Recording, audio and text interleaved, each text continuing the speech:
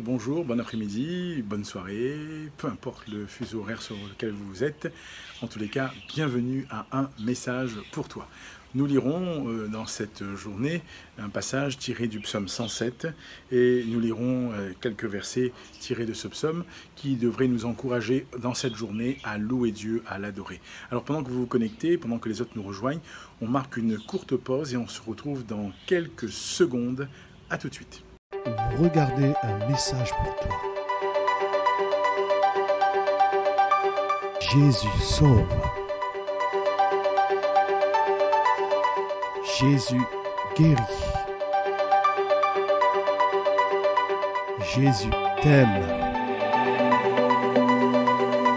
Jésus revient bientôt.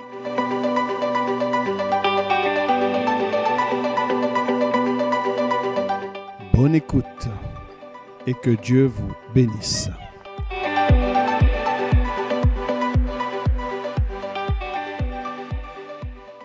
Nous revoici et je salue bien sûr tous ceux qui nous ont rejoints entre-temps. Que Dieu vous bénisse. Bienvenue à un message pour toi. Je lis dans le psaume 107 au verset 1, il est dit « Louez l'Éternel car il est bon, car sa miséricorde durera toujours.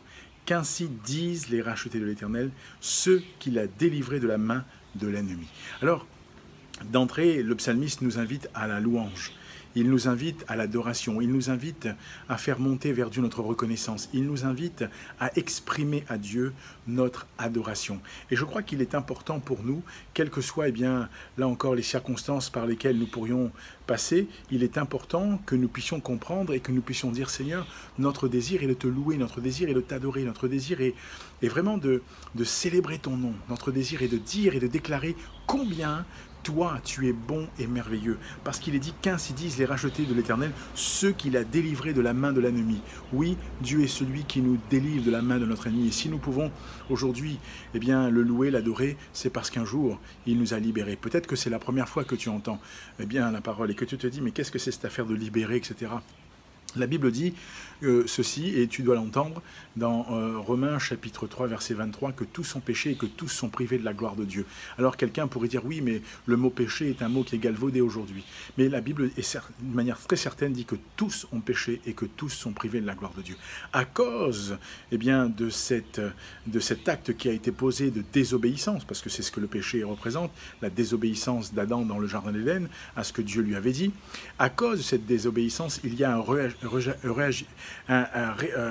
il y a quelque chose qui a rejailli, un rejaillissement, et sur toute l'humanité et qui a fait de nous des hommes et des femmes qui sont pécheurs et pécheresses. Et nous avons besoin donc d'un sauveur. Nous ne pouvons pas prétendre aller au paradis comme certains ont chanté. On ira tous au paradis. Nous ne pouvons pas tous aller au paradis. Seuls ceux qui auront fait le choix de suivre ce que Dieu dit dans sa parole iront au paradis. C'est peut-être un discours, me direz-vous, engagé, mais c'est un discours qui est bibliquement prouvable et qui est bibliquement écrit. Parce que la parole de Dieu nous dit que ceux qui ont cru, ceux qui auront accepté Jésus-Christ, le moyen de salut que Dieu donne, ceux-là, auront la vie éternelle. Les autres vivront aussi éternellement, mais loin de Dieu. Alors, quel est le choix que nous voudrions faire? Vivre avec Dieu ou vivre loin de Dieu?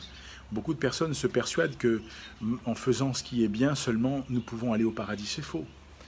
La Bible dit « Car Dieu a tant aimé le monde qu'il a donné son Fils unique afin que quiconque croit en lui ne périsse point, mais qu'il ait la vie éternelle. » Donc il est question de croire, il est question de mettre sa foi, il est question de confesser ses péchés, il est question de demander à Dieu son secours et son aide afin d'être secouru. Et ça, c'est ce qui te permettra, c'est ce qui me permettra, c'est ce qui nous permet d'entrer dans l'éternité avec Dieu. Alors, le psalmiste invite à la louange, jouer l'Éternel car il est bon, car sa miséricorde durera toujours. Et quand vous lirez le psaume 107, vous verrez, là encore, à chaque fois, l'homme de Dieu dit « Ceux qui avaient pour demeure les ténèbres et l'ombre de la mort vivaient captifs dans la misère et dans les chaînes, parce qu'ils s'étaient révoltés contre la parole de Dieu qu'ils avaient méprisée. » Alors la Bible nous dit que Dieu va les sauver.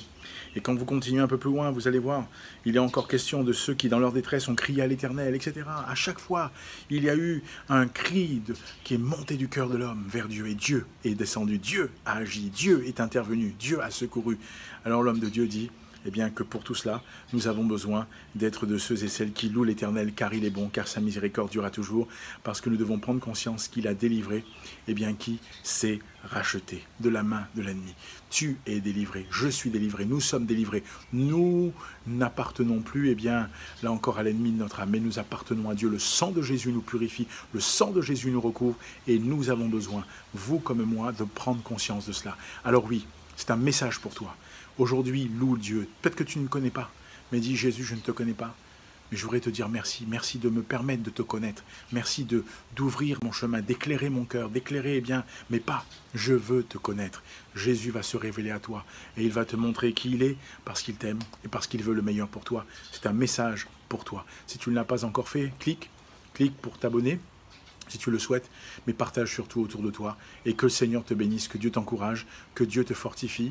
Nous espérons, eh bien, comme je l'ai dit déjà dans les jours passés, faire évoluer, entre guillemets, pour vous permettre, à vous qui peut-être pour là les premières fois serez en contact avec l'Évangile, d'aller un peu plus loin.